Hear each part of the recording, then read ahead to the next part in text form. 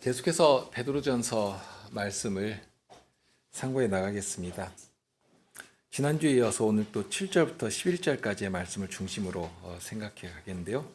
4장 7절부터 11절까지 낭독하겠습니다. 만물의 마지막이 가까웠으니 그러므로 너희는 정신을 차리고 근신하여 기도하라. 무엇보다도 열심으로 서로 사랑할지니 사랑은 허다한 죄를 덮느니라.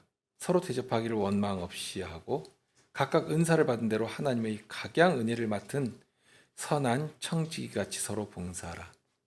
만일 누가 말하려면 하나님의 말씀을 하는 것 같이 하고 누가 봉사하려면 하나님의 공급하시는 힘으로 하는 것 같이 하라. 이는 범사에 예수 그리스도로 말미암아 하나님이 영광을 받으시게 하려 함이니 그에게 영광과 권능이 세세에 무궁토록 있느니라. 아멘. 참 사도의 그 중심에 끌어오르는 그 사랑의 열정이 이 말씀 안에 고스란히 담겨 있습니다. 사도가 원하는 것이 있습니다. 우리 성도들의 모든 행실을 통해서 하나님을 선전하고 하나님을 자랑하는 것입니다.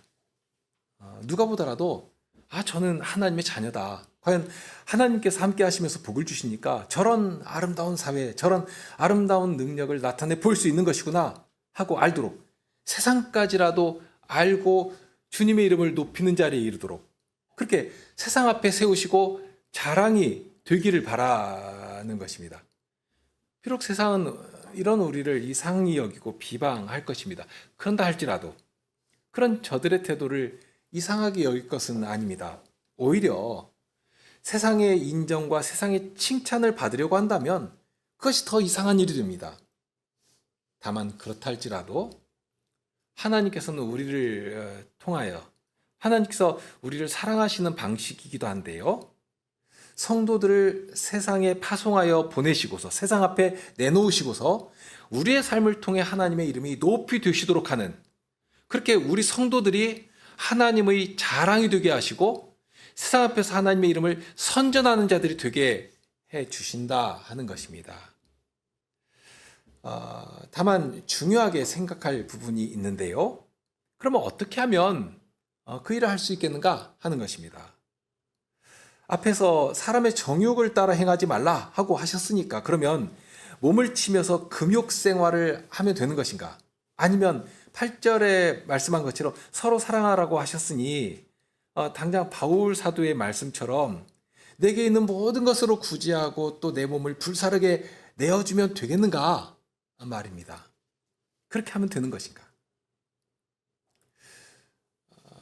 사도는 우리가 얼마나 약하고 얼마나 부족한 자들인지 다 알고 있거든요. 실은 사도가 그 일에 산 증인이기도 하고요. 사도가 여기서 이렇게 확신에 차서 말할 수 있는 이유가 있습니다. 이 능력과 이 자격이 나에게서 나오는 것인가? 결코 그렇지 않다 하는 것을 너무 잘 알고 있거든요. 사도의 마음에 시리도록 남아있는 경험이 있습니다.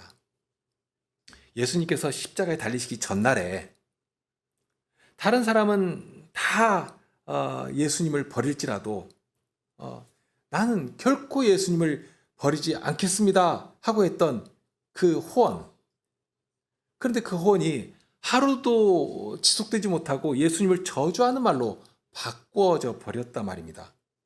그러면 그것이 베드로가 예수님을 사랑하지 않기 때문에 그런 것인가? 아니면 다른 사도보다도 열정이 적어서 그런 것인가? 그렇지 않았습니다. 베드로 사도의 열정과 열심, 그 끌어오르는 사랑을 누구도 그거 아니다 하고 부정하지 못할 것입니다.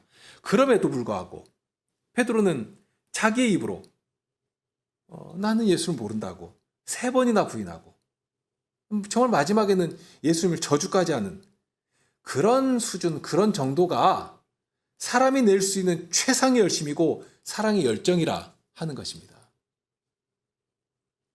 그런데 그런 베드로를 예수님께서는 찾아가지 않으십니까? 찾아가셔서 다시 회복시켜 주십니다. 그러니 사도의 마음에 무엇이 강하게 살아 움직이겠습니까? 예전의 것은 다 버릴 수밖에 없는 것이죠. 자기 열심, 자기 열정. 자기라고 하는 것. 전승에 따르면 네로에 의해서 정말 강력한 핍박이 밀고 들어올 때 베드로는 예수님이 달리신 십자가에 똑바로 달릴 수가 없겠고, 그러니 거꾸로 달려서 순교하게 되는 그런 사랑의 믿음이 어디에서 나왔겠는가 하는 것입니다. 이것이 사람에게서 나오는 것이 아니다 하는 그런 말씀입니다. 주의할 것이 바로 그런 것인데요. 여기 사랑하라고 하셨습니다. 그러면 내가 사랑하면 되는 것인가? 근데 우리는 아주 교만하고 교묘한 이기심이 가득한 자들입니다. 사랑한다고 하면서, 주님의 이름으로 사랑한다고 하면서도 사랑의 이름으로 상대를 복되게 하고 세워가고 하는 것이 아니라 오히려 강압하고 주장하면서 교묘하게 지배하려고 하는 그런 모습이 수시로 나오는 자들입니다. 그러니까 하나님의 사랑을 들먹이면서 하나님의 이름으로 오히려 형제를 지배하고 무너뜨리려고 하는 그런 일도 하는 자들이라 말입니다. 자, 7절부터 사도가 가르치는 말씀을 보면 어떻게 해야 하겠는가 하는 방법을 가르쳐 주시는 듯도 한데요. 그런데 주위에서 보면 방법이 아니라 어떤 면에서 보면 원칙부터 그 순서를 따라 우리를 이렇게 이끌어가는 그런 모습들을 보게 됩니다. 먼저 기도로 시작하게 하십니다. 7절인데 처음 명하시는 말씀이 기도하라고 하시죠. 정신을 차리고 근신해서 기도해라 하고 하십니다. 기도는 말 그대로 하나님께 나의 모든 것을 의탁하고 의뢰하는 자가 할 수 있는 것들입니다. 그런 자가 할 수 있습니다. 이상한 못된 버릇이 우리에게 있는데요. 내가 할 수 있다고 생각하는 것은, 또는 익숙하다고 생각하는 것은 기도하지를 않습니다. 내가 할 수 있고 할 만한 능력이 있는 것은 기도할 생각도 하지 않고 그냥 평소 하던 대로, 자기 하고 싶은 대로, 세상이 심어놓은 방법대로 그냥 밀고 나가버립니다. 그렇게 해버립니다. 기도할 필요를 느끼지를 못하는 것입니다. 그런데 사도는 처음부터 기도하라고 말씀하십니다. 그렇다면 적어도 그 다음에 이어지는 권면의 내용은 내 힘이나 내 지혜나 내 능력으로는 못하는 것이다. 하나님께 기도하고 구해서 하나님께서 주시는 능력이 아니라면, 주님께 구해서 받은 그 은혜로가 아니라면 이것은 할 수 없는 것이다 하는 절대적인 전제가 여기 깔려있다 하는 것입니다. 이어지는 모든 말씀이 그렇습니다. 사랑하는 것이나 대접하는 것이나 은사로 봉사하는 것이나 내가 맘만 먹으면 할 수 있는 것인가? 그렇지 못합니다. 그러면 어떻게 해야 하는가? 이 모든 것들을 움직이는 강력하고 실질적인 권능이 있습니다. 능력이 있습니다. 4장을 시작하면서 처음부터 말씀하신 것이 그것이죠. 그리스도께서 이미 다 받으신 고난이 정말 배경처럼 깔려 있습니다. 그로 보이신 하나님의 사랑이 있기 때문에 그 사랑의 충동하심으로 인해 마치 기계가 작동하기 위해서는 전원 코드를 콘센트 단자에 딱 꼽아야지만 거기로부터 전기를 공급받아 움직이는 것 아니겠습니까? 그런 것처럼 그리스도의 사랑에 내가 딱 부착되고 붙들려 있어야지만 그 사랑이 나를 움직여 나가는 것이고, 그럴 때 그 다음 무엇이라도 할 수 있다 하는 말씀입니다. 그래서 요한 사도는 아주 힘주어 이렇게 전했습니다. 사랑은 여기 있으니 우리가 하나님을 사랑한 것이 아니오 오직 하나님이 우리를 사랑하사 우리 죄를 위하여 화목제로 그 아들을 보내셨음이니라. 요한일서 4장 10절 말씀이죠. 그러니 이 사랑을 알았다면 하나님께서 우리를 먼저 사랑하시고, 근데 그 사랑이 어디에 나타나는가? 화목제로 당신의 아들을 보내셨다라고 하는. 그러면 이 사랑에 붙들린 자가 되었다면 이제 어떻게 되는 것인가? 어떻게 하는 것인가? 그 다음 이어지는 11절 말씀에서 사도가 하신 말씀이 그것입니다. 사랑하는 자들아, 하나님이 이같이 우리를 사랑하셨은즉 우리도 서로 사랑하는 것이 마땅하도다. 정말 그렇죠? 서로 사랑하는 것이 마땅하다. 너무 당연하다 하는 말씀입니다. 하나님의 사랑이 이렇게 나타난 바 된 이 복음 앞에 이를 때 그 사랑 앞에 엎드리게 되는 것이고, 그 사랑을 따라 움직일 때 서로 사랑하는 그 사랑에 나를 드리며 헌신하며 사랑할 수 있게 되는 것입니다. 그런 관계의 아름다움이 가득한, 정말 지구의 어떤 기압처럼 공기처럼 온기처럼 가득한 그런 복된 사회를 바라볼 수 있게 되는 것입니다. 그러니 그런 사회 안에 죄의 욕망이 꿈틀거릴 수 있겠는가? 죄의 도모가 세상처럼 아무렇지도 않게 나댈 수가 있겠는가? 어림없는 이야기가 되는 것입니다. 거짓과 불의와 정욕이 부끄러워서 숨어 들어가는 것이고, 사방이 어두우면 막 여기저기서 스멀스멀 기어나오던 그런 것들이 밝은 빛이 쫙 하고 비추니까 그냥 숨어 들어가는 것처럼, 어둠에서 자랑되던 것들이 여기 이 사회에 와서는, 이 복된 사회에 와서는 도저히 그 이름도 꺼낼 수가 없는 그런 부끄러운 이야기가 되고 마는 것입니다. 그렇게 사랑이 모든 더러운 죄를 덮어버리고, 그 일을 위해서 단번에 고난받으신 그리스도께서, 그로 보이신 하나님의 사랑이, 그 사랑이 그런 놀랍고 복된 일을 우리 중에 이루어 주시는 것입니다. 이 말씀을 생각할 때 주의하라고 말씀드린 것이 있는데요. 이 일을 이루는 주체가 누구인가 하는 점입니다. 내가 이룬다 하는 그런 생각을 조금이라도 가져서는 안 됩니다. 앞으로 이어질 말씀도 동일합니다. 내가 한다 하고 하는 순간 어떻게 되는가? 자기 이름은 자랑되고 자기를 높이는 그런 일은 나올 수 있을 것입니다. 그런데 그것이 세상이죠. 세상에서는 그런 방식이 먹힙니다. 자꾸 자기를 알려야지만 세상이 알아주는 것입니다. 그런데 만일 그런 움직임이 이 교회 안에서 조금이라도 발견된다면 그 순간 주님 앞에서 쫓겨나게 되는 것입니다. 사랑으로 인해 허다한 죄를 덮어주시는데, 그렇게 사랑으로 인해 허다한 죄가 덮이는 그 자리에서 추방당하고 마는 것입니다. 서로 사랑하라고 하셨습니다.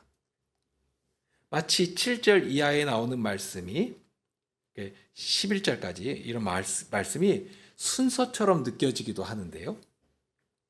기도하라고 하시고 이어서 사랑을 말씀합니다. 하는데 서로 사랑하라고 하십니다. 그렇게 되니까 자연스럽게 그 다음 내용이 이어집니다. 어떻게 사랑을 할 수 있겠는가? 자, 서로 대접하는 것이나 서로 봉사하는 것이나 사랑을 터 위에서 하지 않으면 안 되는, 또는 그 본원적인 능력, 힘이 어디로부터 출발하고 솟구쳐 나오는가? 바로 이 사랑의 터를 딱 잡고 있을 때, 마치 사랑을 먹고 사랑을 마시면서 사랑의 힘과 능력으로 그 다음 것을 하고 또 이어서 할 수 있게 되는 그런 일을 여기서 볼 수가 있게 되는 것이죠.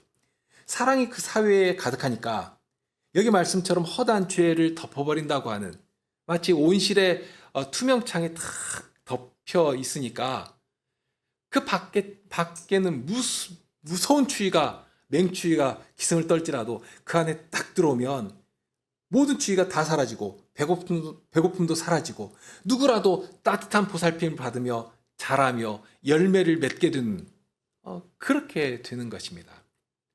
자, 그런 터에서 9절과 10절을 생각할 수 있게 됩니다.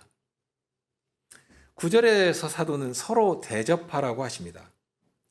말씀드린 것이지만 8절부터 10절까지를 보면 이 서로라고 하는 말이 반복되는데요. 어떤 구체적인 대상이 있다 하는 사실을 분명하게 생각하도록 하는 부사입니다. 그리고 대접한다라고 할 때에도 이 동사는 주로 나그네를 대접한다 하고 할 때 사용되는 동사거든요. 그냥 부어하고 공허한 대상이 아니고 내가 물 한 컵이라도 줄 수 있는 그런 대상입니다. 예수님께서 말씀하신 것처럼 소자에게 냉수 한 그릇이라도 주는 자는 결코 상을 잃어버리지 않는다 하고 하셨는데요. 그런 것이죠. 하나님께서 복된 사이를 이루도록 하시고, 그럴 때 항상 내 곁에 함께 교회를 건설하도록 형제를 두셨는데, 그 형제를 향해 내게 있는 냉수 한 그릇이라도 대접할 수 있는 그런 사람들과 함께하면서 서로 대접하는 것입니다. 이 대접한다는 표현이 유대인들에게는 아주 친근한 장면이기도 합니다.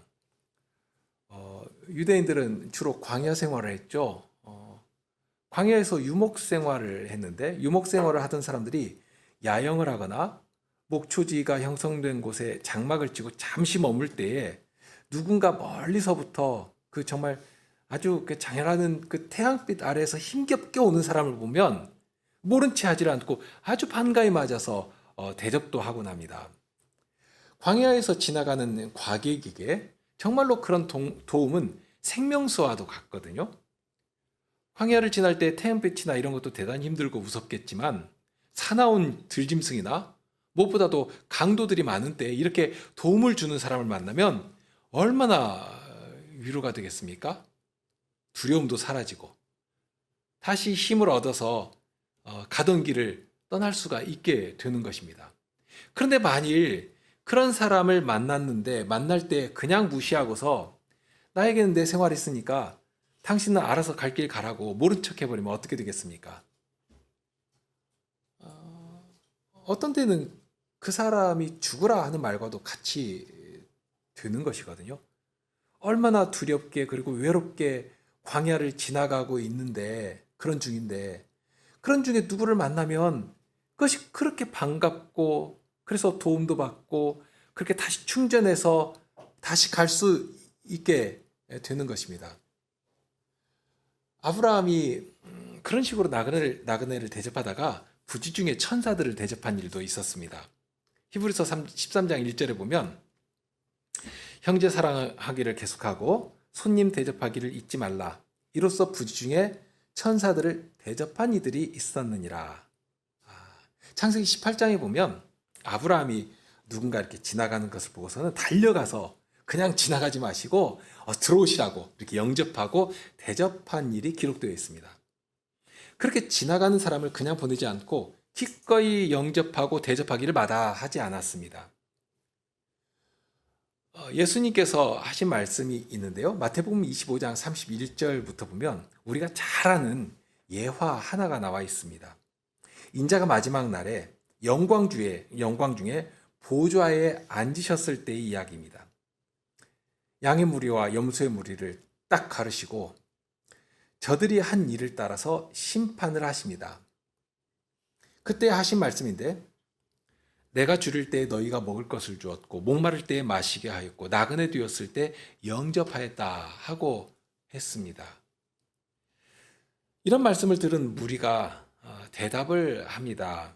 이에 의인들이 대답하여 가로되 주여 우리가 어느 때에 주의 줄이신 것을 보고 공교하였으며 목마르신 것을 보고 마시게 하였나이까 어느 때에 나그네 되신 것을 보고 영접하였으며 벗으신 것을 보고 옷 입혔나이까. 그럴 때 임금이 이렇게 이어서 말씀하십니다. 임금이 대답하여 가라사대 때 내가 진실로 이르노니 너희가 여기 내 형제 중에 지극히 작은 자 하나에게 한 것이 곧 내게 한 것이니라. 방금 전에 아브라함 이야기를 했는데요. 아브라함은 지나가는 사람들을 대접할 때 천사만 대접한 것은 아니었습니다. 그들 중에 주님께서 함께하고 계셨거든요. 그러니 그들을 대접할 때 주님을 뵙고 주님을 대접한 일이 되었습니다. 아브라함이 알고 한 일은 아닐지라도 나그네를 대접할 때 진짜로 주님을 뵙고 주님을 대접한 일이 되게 된 것입니다. 자, 그런데 왼편에 있는 자들은 그렇게 하지 않았습니다. 자신들은 나름 무엇인가 선별해서 대접하고 공양한다고 했다고 생각했습니다. 그러나 주님께서 받으실 만한 일을 하지는 않았습니다. 마땅히 대접해야 할 지체와 이웃과 나그네를 대접하지 아니한 그것으로 인해서 저들은 영벌에 떨어지는 자들이 되었습니다. 사도가 이 베드로 서신을 써서 보낼 당시만 해도 많은 성도들이 어려움을 겪고 있었습니다. 핍박을 받아 도망하기도 했고요. 신앙을 지키기 위해서 쫓겨나기도 했습니다. 누군가의 도움 없이는 살아갈 수가 없는 경우가 참 많았습니다. 그런데 그런 일은 사도 시대만 있는 것은 아니었습니다. 종교개혁 시대에도 동일한 일이 있었는데요. 칼빈 같은 경우는 특별히 제네바에서 목회할 때, 특별히 프랑스에서 피난을 온 많은 그 위그노들, 이 프랑스의 개신교인들을 가리켜서 특별히 이 위그노라고 하거든요. 그런데 그런 피난민들이 목숨을 부지하기 위해서, 그리고 신앙의 정절을 지키기 위해서 혈혈단신으로 피신해 왔을 때 저들을 받아서 보살피면서 정착하도록 도움을 줬습니다. 얼마나 극심한 핍박이 있었는지 모릅니다. 예를 들면 성 바돌롬의 축일을 기점으로 해가지고 일어난 대규모의 학살은 너무 유명한 일입니다. 프랑스의 샤를 9세가 프랑스에 있는 그 개신교인들을 대규모로 학살을 해 나갔는데요. 축일에 화해의 제스처를 보내면서 모두 모이라고 해놓고 개신교인들이 모이니까 성문을 딱 걸어 잠그고서는 군대를 동원해가지고 아주 잔인하게 몰살시켜버렸거든요. 최소한 3만 명에서 7만 명에 이르도록 무참하게 학살을 하면서 개신교를 말살해 나갔습니다. 그런 잔혹한 핍박을 피해서 진리를 지키기 위해 얼마나 많은 사람들이 자기 재산이나 삶의 터전이나 사회적인 지위나 이런 거 다 포기하고 프랑스를 떠나왔는지 모릅니다. 그런 사람들이 갈 곳이 어디 있겠습니까? 그런 때에 제네바에 개신교회가 있고 개혁자 칼빈이 있다 하는 소식을 듣고서는 그곳으로 막 몰려간 것입니다. 그런데 칼빈은 그들을 모두 받아주면서 그렇게 함께 그 어려움을 지고 나간 것입니다. 그런데 칼빈만 그 일을 했겠습니까? 그렇지 않았습니다. 온 교회가 함께 그 짐을 기꺼이 지고 나간 것입니다. 여기 베드로 사도의 교훈은 그런 것일 것입니다. 다만 그러면 오늘날은 어떻습니까? 오늘처럼 자유롭게 신앙 생활을 할 수 있는 그런 시절에 무슨 핍박이 있겠고 무슨 어려움이 있겠는가? 역사적으로 보더라도 이런 자유로운 시대가 결코 많지 않았습니다. 어찌 보면 처음이기도 합니다. 정말 오늘날에는 마음만 먹으면 아무 때라도 교회 나올 수 있고요. 어떻게라도 신앙생활을 할 수가 있는 그런 시대입니다. 그런데 아이러니하게도 이렇게 자유롭게 신앙생활을 할 수 있게 되니까 오히려 오늘날처럼 교회가 세속화되어 버린 그런 때가 있었는가? 마치 극도로 타락했던 중세 교회를 보는 것처럼, 아니 그보다도 훨씬 더 세속화되어 버린 그런 모습을 개신교회에서 보게 되는 것입니다. 아무튼 이제 그렇게 자유롭게 살아가니까 여기 대접하는 일이나 오늘날 이 대접하는 일은 오늘날 우리와는 별 상관없는 일처럼 느껴지기도 합니다. 그런데 방금 말씀드렸지만 이렇게 자유로운 시대가 되었지만 오히려 그 안에서 마치 홍수에 마실 물이 없다 하고 하는 것처럼 오히려 순전한 진리를 찾아서 그 갈급함으로 인하여서 무수한 영혼들이 방황하고 피난민처럼 떠돌아다니며 살아가게 된 것입니다. 그런 현실에 우리가 살아가고 있지 않습니까? 대접하는 것이 추운 날씨에 따뜻한 국왕 그릇 대접하는 것 당연히 필요하죠. 중요합니다. 그러나 그보다 더 중요한 것은 영혼이 진리를 공급받지 못해서 기갈 가운데 무너지는 사람들에게 적어도 우리에게 와서 혹은 여러분 곁에 와서 여러분에게 기대고자 할 때 무엇이라도 대접하고 위로하고 힘을 줄 수 있어야 되지 않겠는가 하는 것입니다. 그런데 그러기 위해서는 필요한 것들이 있습니다. 무엇보다 내가 그만한 장성의 자리에 이르러야 합니다. 그러니까 내 곁을 내어주고 내 어깨에 기대도록 내 어깨를 내어줄 수 있으려면 누군가 나에게 기대도 넘어지지 않을 만큼 힘이 있어야 합니다. 정말 주님께서 주시는 은혜를 공급받아 장성해야 하는 것입니다. 힘이 있어야 합니다. 사람들도 뭐 곳간에서 인신난다 하는 그런 말도 하는데요. 내가 당장 갈급해서 죽을 것 같아서 막 비틀거리고 있는데 그런 상황이 있는 사람이 누구를 돕고 누구를 대접할 수 있겠습니까? 나 살기도 바쁜데. 그러니 힘을 다해서 주께서 주시는 은혜로 부요함을 누려야 합니다. 동시에 이것은 내가 가진 무엇으로 할 수 있는 일이 아닙니다. 주께서 은혜로 돌보시며 진리로 나를 찾아주시고 위로해 주실 때 비로소 힘을 얻을 수 있게 됩니다. 내 것을 가지고 한다는 생각을 조금이라도 가지고 있다면 그 순간 자기를 높입니다. 교만해집니다. 높은 마음을 품게 되거든요. 그러니 결국 교만할 수가 없습니다. 전에는 우리 중에 그런 일이 참 많았는데요. 정말 한 세대 앞도 보지 못하는 그런 교만이 아니었는가 하는 후회도 하게 되고 반성도 하게 되는 그런 모습들입니다. 마치 우리 교회만이 진리를 보수하는 참된 교회인 것처럼 높아져 있고 그러면서 갈망하고 갈급해하는 사람들까지 무시하고 제척하는 그런 일들이 있었습니다. 고린도전서 13장 4절에서 사랑을 이렇게 알려주십니다. 사랑은 오래 참고 사랑은 온유하며 투기하는 자가 되지 아니하며 사랑은 자랑하지 아니하며 교만하지 아니하다 했습니다. 자랑하지 않고 교만하지 않은 것이 사랑입니다. 그런데 주님의 사랑을 받았다고 하면서 오히려 나에게 있는 우리에게 주신 무엇인가를 자랑하기에 바빴지 않습니까? 그런 것이지 그 사랑으로 섬기며 봉사한 일에는 미적거리고 관심도 없고 더뎠단 말입니다. 누군가 절망 가운데 위로를 찾아 두려움이 가득한 눈을 두리번거릴 때에 따뜻한 위로의 말을 하고 손을 잡아줄 수 있어야 할 것입니다. 그 일이 얼마나 소중한지 모릅니다.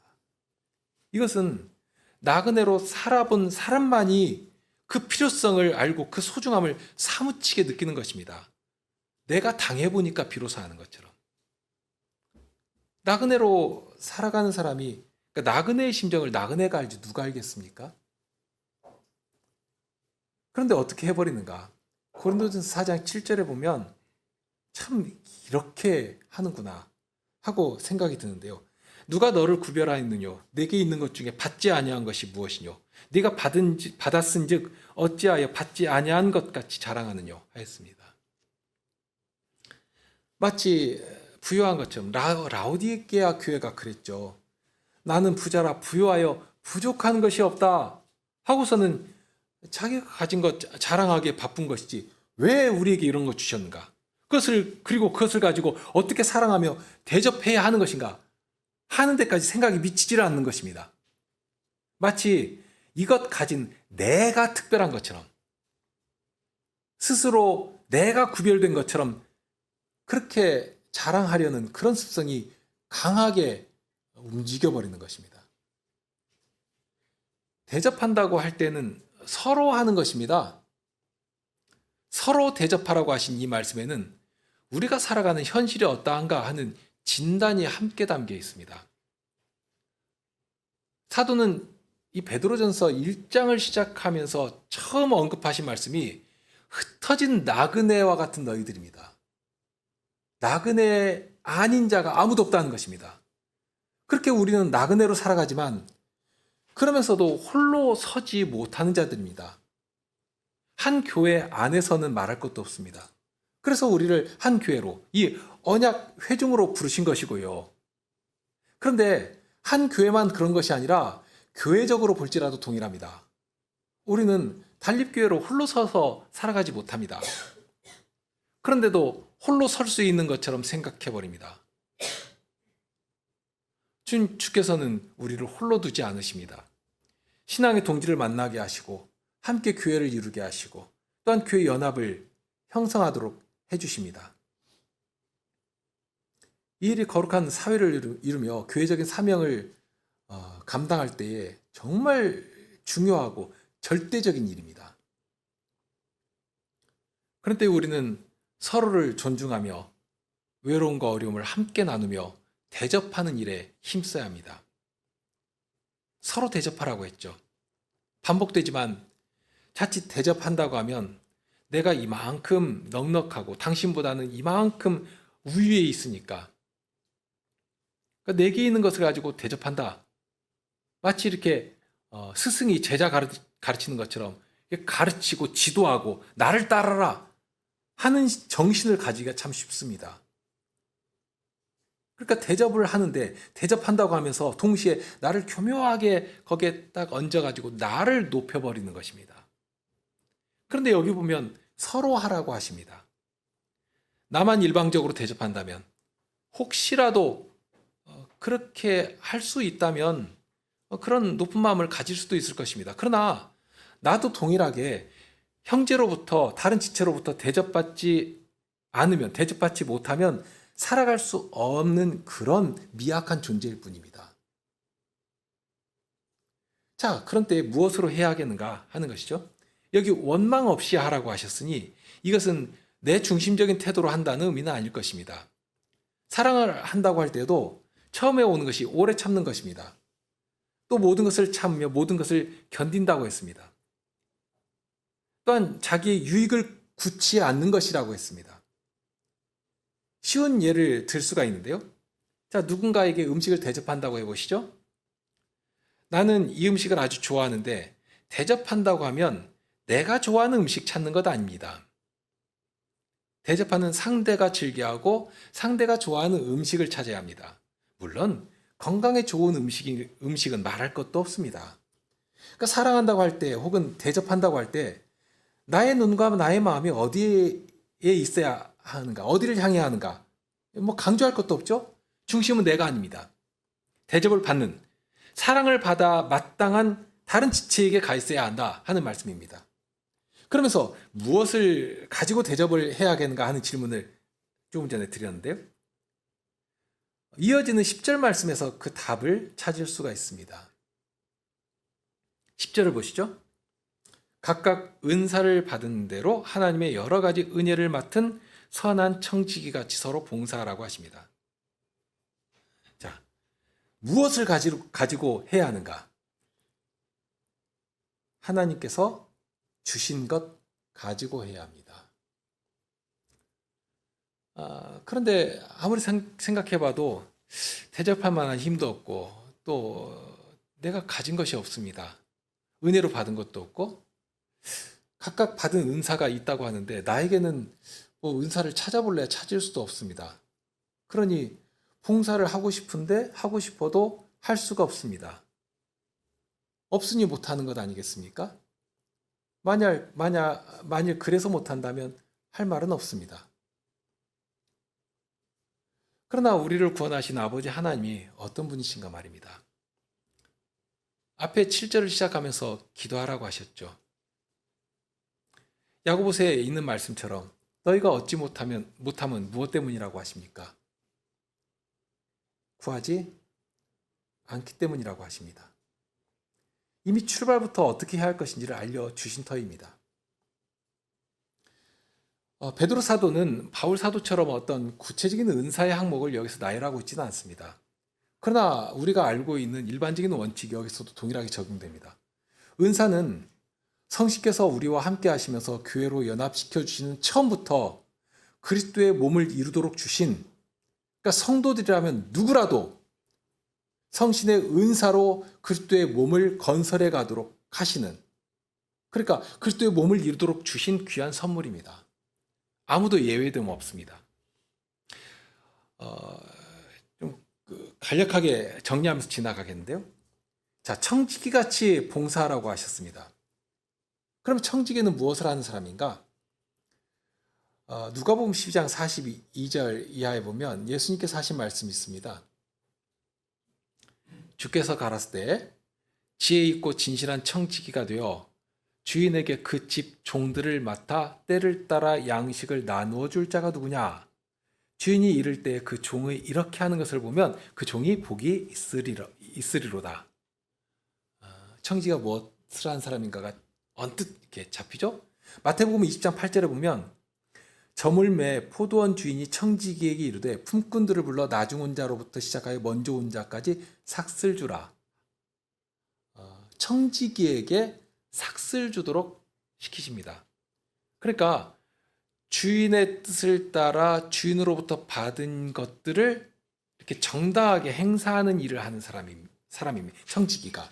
그러니까 자기 것 가지고 선심 베푸는 자가 아니라는 것입니다. 오로지 주인의 집에 머물며 주인이 주는 것으로 살아가는 자이고 무엇보다도 주인의 뜻을 따라서 때를 따라 그 집의 종들에게 양식을 나누어 주는 자가 청지기입니다. 그 일을 스스로 만들어서 하는 것 아닙니다. 사도는 여기서 어떤 특별한 사람에게만 누구누구는 청지기다 하고 하지 않으십니다. 이 말씀을 듣는 모든 성도를 향해서 너희가 청지기라 하고 말씀합니다. 그리고 각각 받은 대로 하라고 하시죠? 받은 대로 하는 것입니다. 청지기는 자기 힘을 가지고 일을 하는 자가 아닙니다. 청지기가 자기 먹을 것, 입을 것 다 알아서 일을 해서 벌어서 먹고 살고 또 남아있는 여분의 능력을 가지고 주인의 종들을 돌본다면 그런 사람은 청지기가 아니라 자선사업가라고 해야 할 것입니다. 그런데 청지기는 그가 먹고 입고 쓰고 살아가는 뭐라고 했죠? 각각 받은 은사가 그런 것입니다. 성식께서 우리를 교회로 연합시켜 주실 때 은혜로 봉사하도록 하나도 예외됨 없습니다. 모든 성도들에게 각각 다른 은사를 그에 더하여 주시는 것입니다. 그 은사는 동일하지 않습니다. 각각 은사라고 했죠? 사람마다라는 뜻입니다. 사람마다 각각 은사를 받는 것이고 자기에게 주신 은사를 사용해서 은혜를 맡은 청지기와 같이 필요한 자리에 사용하게 하십니다. 그러니 혹시라도 어떤 사람이 은사로 봉사하는 것을 보면서 나도 저런 은사가 있으면 저렇게 봉사할 수 있을 텐데 저렇게 아름다운 봉사를 할 수 있을 것인데 하고 생각할 것은 아닙니다. 혹시라도 그런 마음이 있다면 구하시면 될 것이고요. 구하십시오. 그러나 그보다도 더 중요한 것은 이미 모든 성도들에게는 각각 필요에 따라 성식께서 각각의 은사를 이미 주셨다 하는 것입니다. 그러면 여기 청지기에게 주신 은사가 무엇인가 하는 것이죠. 예수님의 비유에 따르면 집 종들을 맡아 때를 따라 양식을 나눠주는 것입니다. 달리 말하면 지체가 필요한 것들을 살핍니다. 살피는 중에 그 필요를 압니다. 그리고 나에게 그 필요를 공급해 줄 수 있는 무엇인가 있습니다. 그러면 나에게 맡기신 그것을 가지고 도우며 공급해 주는 것이 나에게 주신 은사의 쓸모입니다. 말 그대로 은사는 나를 향해 있지 않습니다. 지체를 향해 있습니다. 함께 교회를 건설해가는 형제를 향해 있습니다. 그 일을 위해서 은혜를 주시며 은사를 사용해서 은혜의 가치를 발휘하도록 하셨습니다. 어떤 분은 이 말씀을 해석하면서 이런 설명을 했는데요. 하나님의 이름으로 하는 사역을 통해 영광을 받으시려면 하나님의 힘으로 수행해야 한다. 그러니까 내 힘이 아니라 그분의 힘으로 해야 합니다. 아주 정확한 표현이라고 여겨지는데요. 하나님의 이름을 위해서 일을 하기 위해서는 오로지 주께서 주신 힘으로만 해야 합니다. 이 장에서부터 사도가 힘주어 전한 우리의 사명이 있습니다. 그분의 아름다운 덕을 선전하게 하려고 하는 것. 우리의 선한 일을 보고 하나님께 영광을, 세상까지라도 우리의 선한 행실을 보고 하나님께 영광을 돌리도록 하는 그 일을 어떻게 하는 것인가? 지금 이 말씀에 보니까 나에게 주신 것으로 섬기는 방식으로 그 일을 하게 하시는 것입니다. 오늘은 여기서 멈추겠는데요. 자, 나에게 주신 은사가 무엇인지 알지 못하겠다고 하면 거기에는 크게 두 가지 이유가 있습니다. 첫째는 은사는 그냥 알아서 기계적으로, 그러니까 나에게 이런 은사를 주셨으니까 그냥 기계적으로 저절로 나타나고 저절로 발휘되지 않습니다. 은사는 여기 지금 이 교훈처럼, 이 교훈이 딱 그런데요. 봉사하는 가운데 발견되는 것입니다. 그러니 나에게 주신 은사가 무엇인지 모르겠다면 첫째로 점검해야 할 부분이 바로 그 지점입니다.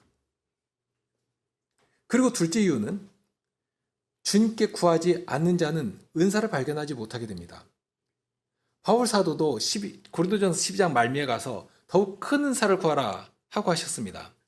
나에게 주신 은혜의 쓸모를 위해서 주님께 기도하며 어떻게 이것을 사용해야 할 것인가, 또 무엇을 가지고 봉사를 해야 할 것인지를 찾고 구하고 기도할 때 주님께서는 나에게 주신 은사를 분명히 깨닫게도 하시지만 더 나아가서 더 큰 은사를 사모하게 하시고 사모한 자에게 그 은사를 주시면서 주님께서 주신 은사로 힘써 봉사하도록 하실 것입니다. 이런 것들을 참 찾아가시는 여러분들이 되기를 바랍니다. 우리 함께 시편 찬송하실까요?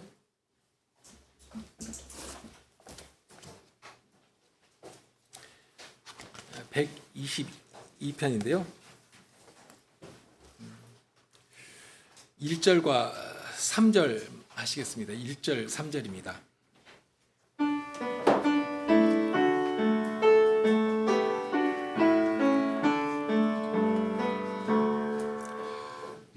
여호와 집에 나가자 우리가 함께 오르자 그 소리 듣고 기뻤네 우리 발 예루살렘에 그 성문 안에 왔도다 즐거이 노래하도다 너 예루살렘 아름답다 조밀한 성읍 같도다 그 기축 굳게 놓이고 견고히 건설되었도다 내 성 안에는 평화가 내 궁궐에는 평강이 너에게 평화 넘치니 내 형제 친구 위하여 평화를 구하리로다 너에게 평화 있으리 여호와의 집 위하여서 나 좋은 것을 구하리 하나님의 집 위하여 시온의 평화 구하리라.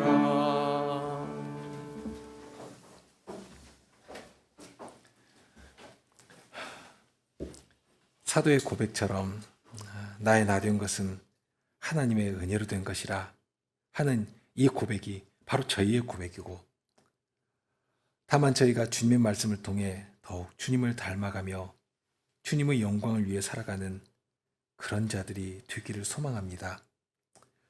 과연 주님께서 주신 모든 것으로 교회를 위하여 섬기며 봉사하기를 바라는 것이고 그럴 때에 저희에게 필요한 것들을 깨닫게 하셔서 구하게 하시고 구할 때의 은혜로도 풍성히 주셔서 과연 주님은 부요하신 하나님이신 사실을 알게 하시고 저희가 성식께서 주신 은사의 봉사로 인해 교회가 더욱 힘을 얻어가고 주님의 아름다운 이름을 더욱 찬송하는 그리하여서 저희의 모든 행실을 통해 하나님의 이름이 높이 되시고 영광을 받으시는 그런 교회가 되게 하여 주시옵소서.